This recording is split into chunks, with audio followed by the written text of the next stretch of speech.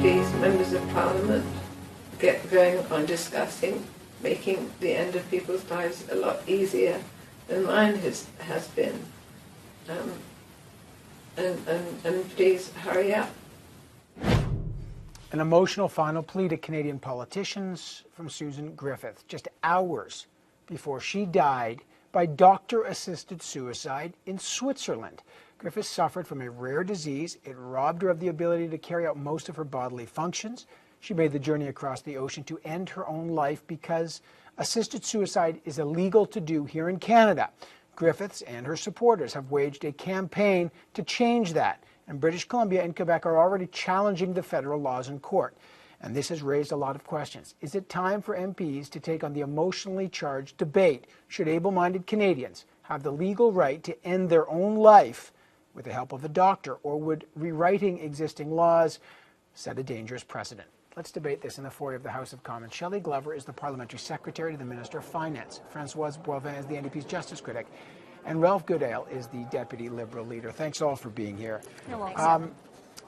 Shelley Glover, Susan Griffith's dying request was for MPs to reopen the debate for assisted suicide. I'm going to read just this quick note. She wrote, I would have much preferred to die in Canada, she writes. My request to you, MPs, my government, is to reconsider Canada's current position and work hard towards legalizing doctor-assisted suicide. Should it be legal here in Canada? Well, we did have this debate, Evan, in 2010. I was in the House when this debate was preempted, of course, by a private member's bill. My heart goes out to the family of Mrs. Griffiths. Of course, you know, they're constituents of mine. She was a constituent of mine. And she's a brave woman who brought her personal life, out into the open to share. So we are having debate amongst us just by listening to her story. But in the House of Commons itself, I believe we've debated this and it's been put to rest. The majority of parliamentarians did vote against. I believe the laws we have do protect Canadians, and I think it's important to continue to connect vulnerable Canadians like the disabled, the elderly, seniors, and I think that's what the criminal code does, and I'm happy to keep it as it is. All right, so you're happy to keep it as it is. Françoise Boivin, what about you? Susan Griffiths has a daughter who's talked about having a disabled son and saying two issues are completely different. Studies from Netherlands and Oregon, where it is legal, show that there's no risk to chronically ill or disabled people. Is it time to have this debate again?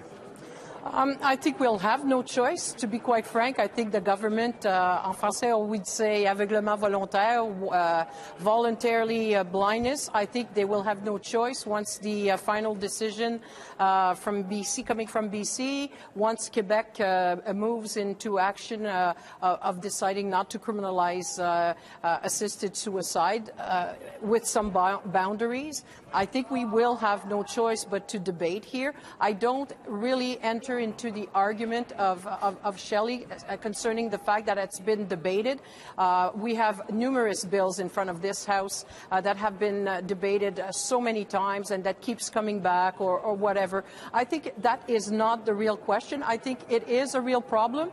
I'm not sure where I stand, and I don't want to sound too much like a politician. That's not my forte usually. I like to have a, but it's not an easy question to answer. It's not an easy way to solve an easy situation to solve. But I strongly believe that it is the person's will that counts, and there's not much that we should. It's their right to die. It's their right to decide how they die. The problem is when it's somebody who cannot make the decision on their own, what can we do, and so on. I really encourage, I said that on your show before, I really encourage people to go read the report from Quebec Commission on the right to die in dignity.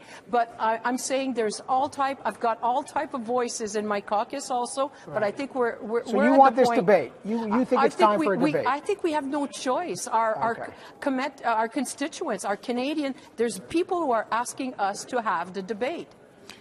Ralph Goodale, the last time this issue was debated in the House, you voted against legalized assisted suicide. You hear what Françoise Boivin has said. Is it time to have this debate again in light of the Griffiths case? Well, the discussion is obviously already going on. brought on by a number of tragic cases, together with the legal positions that have been taken in British Columbia and soon in Quebec. I think that will undoubtedly end up in the Supreme Court of Canada, and at that point, it may well be inevitable that a discussion will reoccur in Parliament. This is the kind of discussion that's tremendously emotional and personal. I think it cuts across all political lines. Politics just doesn't enter into this. As I recall the last debate, the very powerful representations that were made by or on behalf of disabled Canadians, on behalf of the elderly, on behalf of those with chronic diseases, they were very compelling in the evidence that they put before Parliament, as well as the discussion that we have not adequately had about services and support systems for the disabled and palliative care. All of that enters into this discussion. It's tremendously personal and emotional. But once the Supreme Court of Canada again pronounces on this subject matter, a public debate will probably be inevitable. Let me get Shelley Glover in here. There's a fascinating element here. You've got Arthur Schaefer, the director for the Centre for Applied Ethics at the University of Manitoba, writing an article this week stating, and he says, we know that physician-assisted suicide happens in Canada, but since it occurs in the dark with no safeguards, the risk of abuse is greater. Should the law be changed to make assisted suicide legal to protect people? I mean, this is the key question. Is there essentially an underground assisted suicide going on that laws have to basically regulate? Well, it's unfortunate that we start to call into question the actions of our medical profession. When the Canadian Medical Association has been very clear about this, Evan, they do not support legal assisted suicides. In fact, they continue to say that euthanasia is not something that they want to see come about, and that it's not lawful in most countries. And I agree with them. And, you know, I have to say, Evan, we're not just parliamentarians here. This is a very personal and divisive issue. And many of us have experiences in our own families that help us to sometimes formulate our own opinions about these things. I have a daughter with brain cancer. She was given 12 years. She's in year 7. I wrestle with this every time it becomes something to debate in the public. I continue to pray for her. I continue to pray for miracles. I continue to support our medical profession and our researchers. And I hope one day, and I dream one day, that something is found to save her. And to not have that hope, I think it would be unfortunate. I believe we're doing the right thing. We're protecting Canadians against abuses by making sure it's prohibited. All right. Our ballot box question, I'll just say, and I've run out of time, as the Supreme Courts in Quebec and BC are challenging the federal law, but you guys can't see it there in the House, but we've asked our audience, should assisted suicide be legal in Canada? Only about 300 or 400 people have weighed in, but over 90% of people are saying yes. You sense, and this is an incredibly difficult debate, and I realize, but you sense that people want this debate somehow. Oh, they do. I think maybe really do. Evan, the low number of people actually casting a vote may indicate how many Canadians are actually wrestling with this. A large number that aren't able to take a position and dial in a quick answer. It's a tremendously profound issue. Can I add It's something about also, if you don't mind, just a sec, I do find that it's time for the debate. They're expecting us to show leadership in the matter.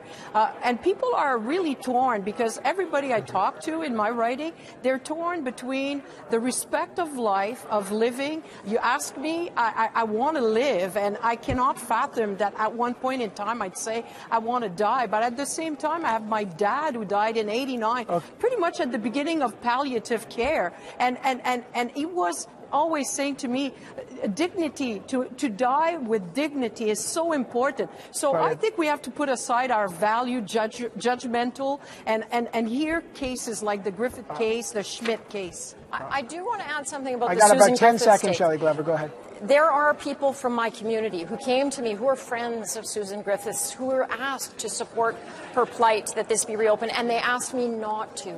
It's a very difficult position. Listen, I agree with Ralph. listen. There is no clear answer on this, but it is. It's very but divisive. now that debate is re-entered our dialogue, and I appreciate Shelley Glover, Françoise Boivin, and Ralph Goodale coming on to talk about it. I mean, this is one of those ones that there's no party lines on these ones. A very tricky issue, but I appreciate everyone weighing in on that. Thank you. And Evan, I think we can all work together to make sure that disability care and palliative care are as good as they can Budget possibly 2013. All right. It's a good Okay, plan. now we're starting to sound like politicians. All right. Well, there's money for palliative care in it. Thanks all three of you as the debate continues on that.